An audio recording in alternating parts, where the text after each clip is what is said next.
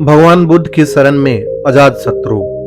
एक जातक कथा है। जातक कथा भगवान बुद्ध के पिछले जन्मों की कहानियां हैं। तो आइए इसे सुनते हैं। मगध का राजा अजात शत्रु बड़ा ही क्रूर स्वभाव का था। वह भगवान बुद्ध के कट्टर विरोधी देवदत्त का भक्त था। देवदत्त ऊपर से साधु था, परंतु उसका मन सदा नीच कर्मों की ओर ही दौड़ता था। देवदत्त की सलाह से अजात शत्रु ने अपने पिता का वध कर डाला।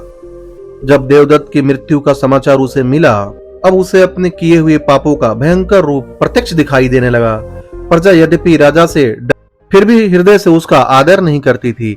एक दिन उसने अपने मंत्रियों से कहा, मुझे एक ऐसे गुरु की बड़ी आवश्यकता है जो मुझे समय पर उचित और अनुचित का बोध करा सके और अन्याय करने से रोक सके।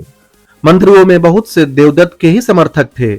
उन्होंने तत्कालीन विद्वान पुराण कश्यप, मक्खली गोसाल, अजीत केशकंबल, काकायन, संजय वेल्ठी पुत्र तथा निगंठनाथ पुत्र के नाम लिए।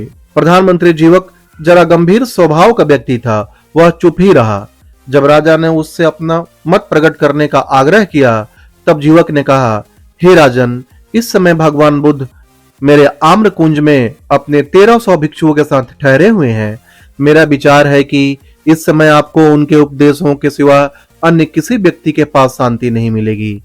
अजात शत्रु अपने पूर्व जीवन पर पश्चाताप कर रहा था।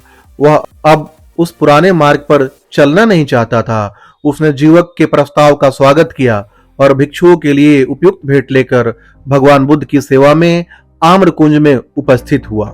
वहां भिक्षुओं के सरल पवित्र आचरणों तथा भगवान बुद्ध के उपदेशों का उस पर बहुत प्रभाव पड़ा और बुद्ध की शरण में अजात शत्रु आ गया। वह भगवान बुद्ध का अनुगत हो गया।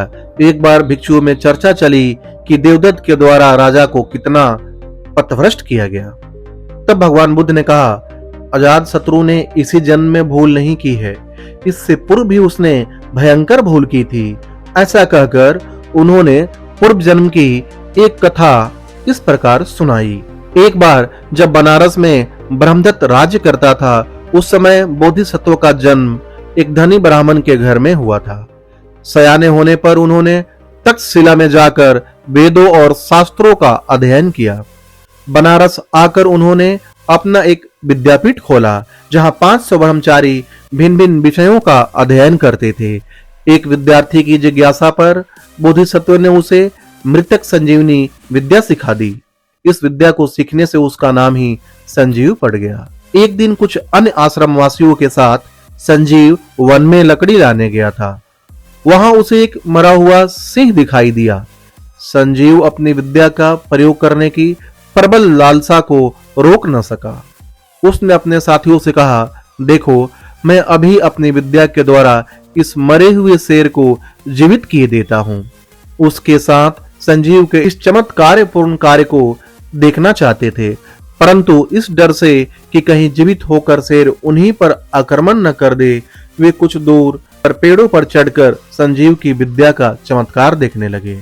संजीव ने मंत्रों का उच्चारण किया, एक डंडे से शेर के शरीर को छुआ और कुछ और प्रयोग किए। धीरे धीरे शेर में चेतना आ गई। वह एक अंगड़ाई लेकर उठ बैठा। संजीव अपनी विद्या की सफलता पर बड़ा प्रसन्न था। उसने सिंह के शरीर पर हाथ फेरा, परंतु सिंह भूखा था।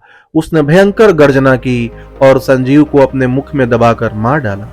जब शिष्यगण लकड़ी लेकर आश्रम में आए, तब उन्होंने बोधिसत्व से सब वृतांत कहा।